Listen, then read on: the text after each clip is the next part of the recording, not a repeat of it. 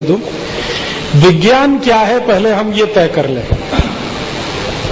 मैंने पहले ही कहा था मेरे व्याख्यान में, जब मैंने नरेंद्र दाभोलकर से बात की तो मैंने उनसे यही प्रश्न पूछा था, विज्ञान क्या है। हमारी परिभाषा है कि दुनिया में जो कुछ सत्य है, सार्वभौम है और सनातन है, वो सब विज्ञान है। जो सत्य है, सार्वभौम है और सनातन है, वो सब विज्ञान है। ये भारत की परिभाषा है। सत्य सत्य रहेगा, चाहे भारत में हो या अमेरिका में। प्रतिपादित करने के लिए आप उनके शब्द इस्तेमाल मत करिए, नहीं तो उन्हीं के नौकर बनेंगे। आप प्रतिपादित अपने आधार पर करिए ना। यूरोप और अमेरिका ने कोई टर्मिनोलॉजी डेवलप की है, आप उसमें फंसेंगे तो उनके ही पीछे चलना पड़ेगा। उनकी विज्ञान की परिभाषा दूसरी है। हमारी परिभाषा है कि जो सत्य है, सार्वभौम है और सनातन है। सनातन माने करोड़ों साल से आया, करोड़ों साल तक चलेगा। सनातन माने कभी भी किसी भी समय में आप उसको टेस्ट कर सकते हैं और सत्य तो है। तो जो सत्य है, सनातन है, सार्वभौम है, वो हमारा विज्ञान है। यूरोप में विज्ञान दूसरा है। उनके यहाँ विज्ञान की परिभाषा ही अलग है।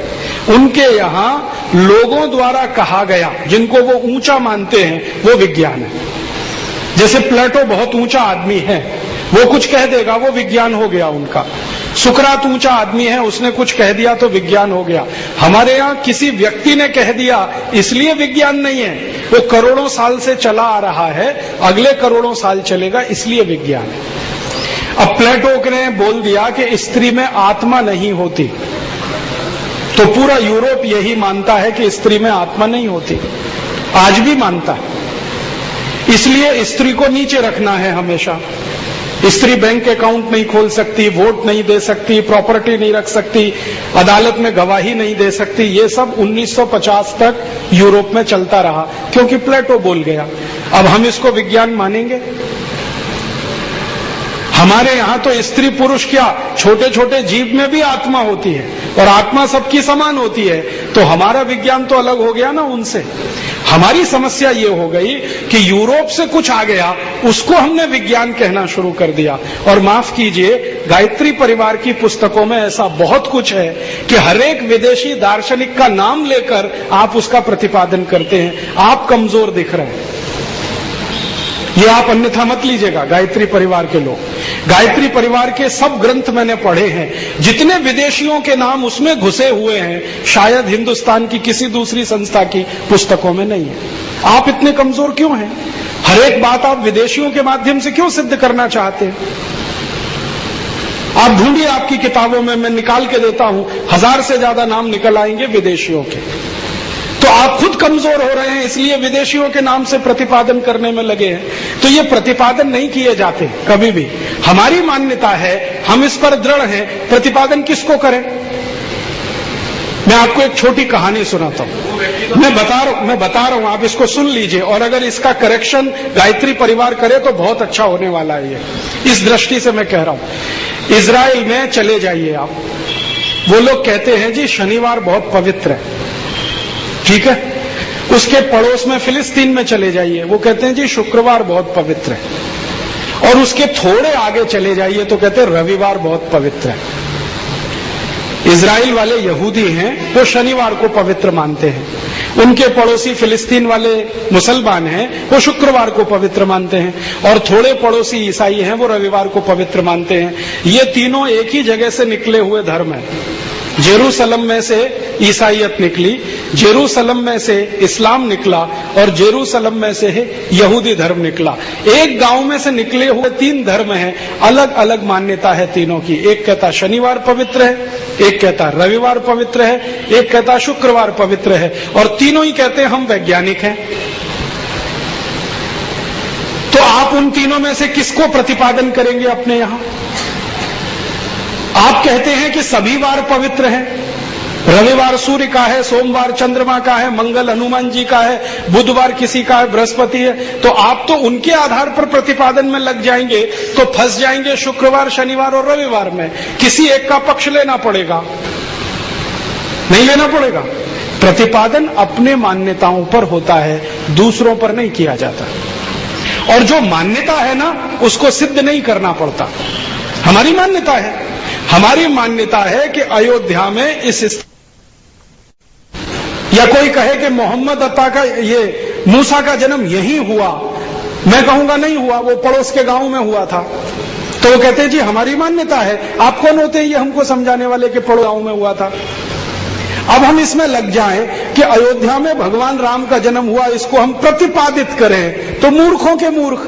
अपनी मान्यताओं को थोड़ी प्रतिपादित किया जाता है। अपनी मान्यताओं के आधार पे इतिहास तो हमें समझाने के लिए है, ये विदेशियों के शब्दों को लेकर थोड़ी प्रतिपादित करते बैठते हैं। नहीं, कैसे समझाएंगे आप? विदेशियों की मान्यता को लेकर आप अपने देश में क्या समझाएंगे? विदेशियों की मान्यता पर आप अपने देश में क्या समझाएंगे? कोई नहीं मानेगा आपकी बात को। आप अपनी मान्यताओं को मानते हैं, उस पर दृढ़ रहिए। मैं मानता हूं कि यहां भगवान विराजमान है, कोई आके ईसाई बोलेगा ये तो पत्थर की मूर्ति है, क्या समझाएंगे आप उसको? वो कहता रहे हम हमारी मान्यता में दृढ़ हैं कि यहाँ भगवान है, हम मानते हैं कि कण कण में भगवान है, इसलिए हम यहाँ पूजा कर रहे हैं। कोई ईसाई आके कहेगा ये तो पत्थर की मूर्ति है, इसमें क्या रखा है? हमारे लिए वो भगवान है, उसके लिए पत्थर की मूर्ति है, उसकी मान्यता है पत्थर की मूर्ति, हमारी मान्यता है भगवान, वो मानेगा नहीं, तो हम क्यों मनाने में लगे उसको? हम हमेशा पश्चिम के पीछे ही भागे अपनी मान्यताओं को सिद्ध करने के लिए। ये बहुत दुखद है। और विशेष रूप से आज विषय निकल आया, चूंकि मैं गायत्री परिवार के सब पुस्तकों को पढ़ चुका हूं, हर एक बात को प्रतिपादित करने के लिए एक विदेशी का उदाहरण उसमें दिया हुआ है। कहीं कैथरीन का नाम है, कहीं फ्लैंक का नाम है, कहीं रॉबर्ट का नाम है। ये क्या मूर्खता हम कर रहे हैं? अपनी चीजों को प्रतिपादित करने के लिए विदेशियों के नाम लेने की क्या जरूरत है? हमारा धर्म महान है, हम मानते हैं, जानते हैं, उसको विदेशियों के आधार पर क्यों प्रतिपादित करें? वो तो आप हमेशा करते रहेंगे, वो कभी मानेंगे नहीं। हम तो यही कर रहे हैं ना। ये मेरा ये कहना है कि कभी भी आप प्रतिपादन करने के चक्कर में ना फंसे, आपकी जो मान्यता है उस पर दृढ़ रहें, क्योंकि मान्यताओं पर कभी बहस नहीं होती। मान्यता हर एक सभ्यता की अपनी अलग होती है, दूसरी सभ्यता की अलग होती है। जो मान्यताओं पर एक दूसरे को समझा लेते, तो ईसाईयत, इस्लाम और यहूदी धर्म अलग अलग क्यों होते? मैंने आपको कहा ना, एक ही गांव से तीनों निकले, एक कहता शुक्रवार अच्छा, एक शनिवार अच्छा, एक रविवार, तीनों एक दूसरे को नहीं समझा पाए और करोड़ों लोगों का कत्लेआम हो गया इसमें, समझाने में ही, हजारों साल में, और आगे भी होने वाला है। तो ये मनुष्य का स्वभाव ऐसा होता है, जिसकी मान्यता है आप उसको धारण करके आगे बढ़िए, दूसरों की मान्यता में अपने को फिट मत करिए। उनकी कोई परिभाषा है विज्ञान की, उसमें आप अपने को फिक्स मत करिए, क्योंकि उनके विज्ञान में बहुत सारे दोष हैं। आप क्या करेंगे उसका? 2H2+O2 कभी भी पानी नहीं बनता। मैं विज्ञान का विद्यार्थी, और वो विज्ञान जो यूरोप से आया उसका विद्यार्थी मैं अपने को मानता हूं। भारतीय विज्ञान तो अभी पढ़ना शुरू किया मैंने।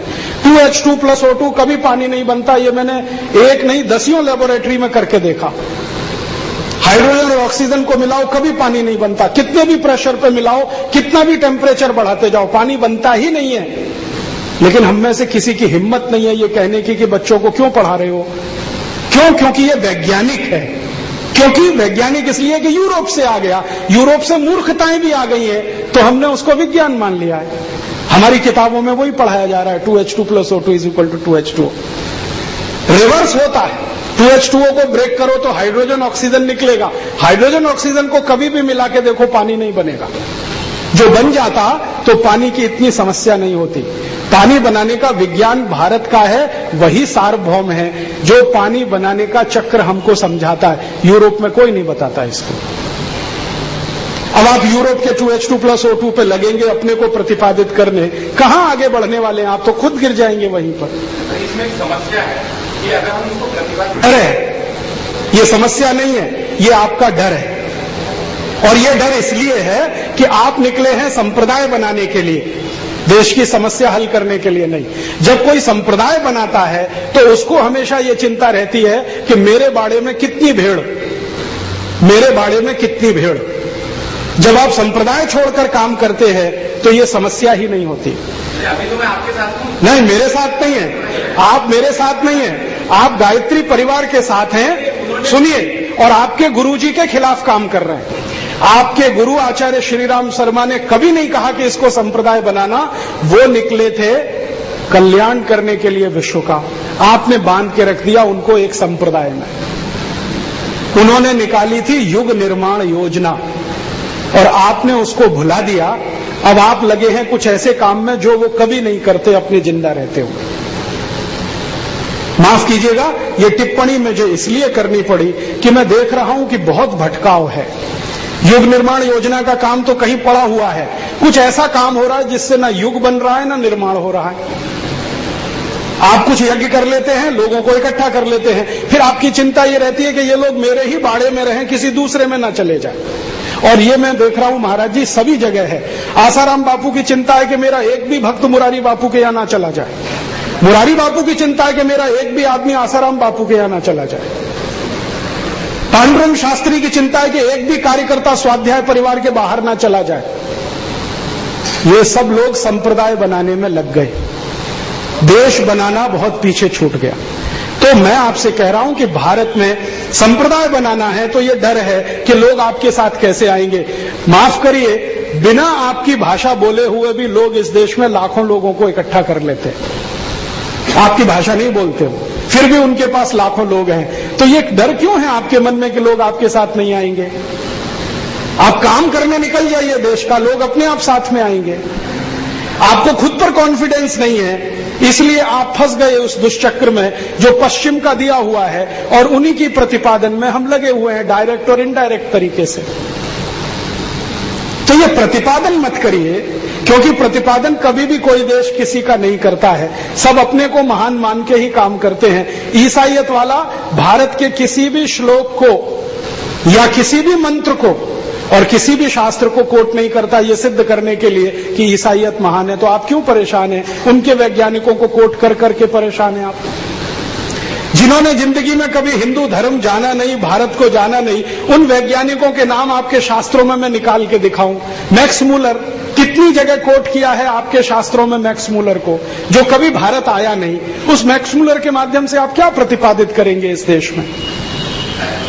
जिसने कभी धर्म पढ़ा नहीं, आचरण किया नहीं, शास्त्र को जाना नहीं, वो वेद की यहां से कुछ कॉपी ले गया, उसमें कुछ छेपक लगा के उसने जोड़ दिया, वो आपके यहां पढ़ाया जाता है ऋग्वेद के रूप में, जो मैक्स मूलर का लिखा हुआ है।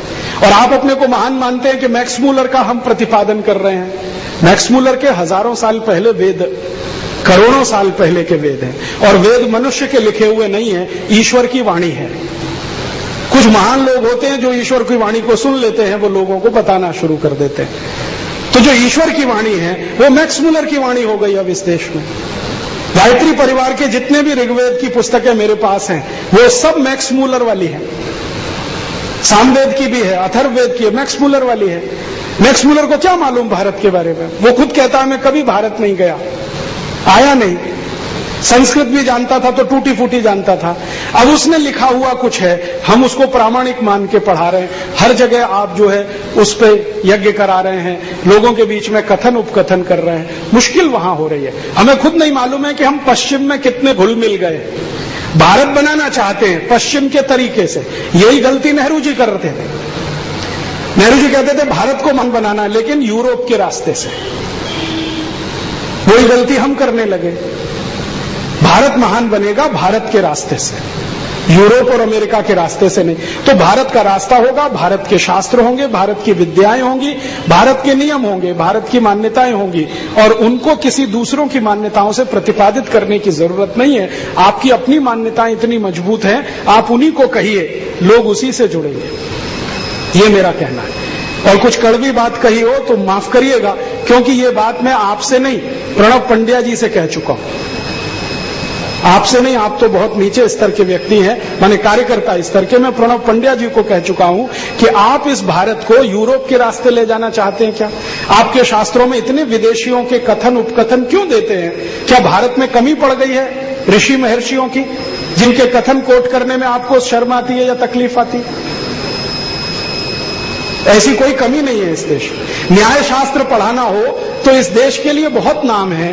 कोई जरूरी है कि प्लेटो और सुकरात का नाम लेके ही हम न्याय शास्त्र पढ़ाएं?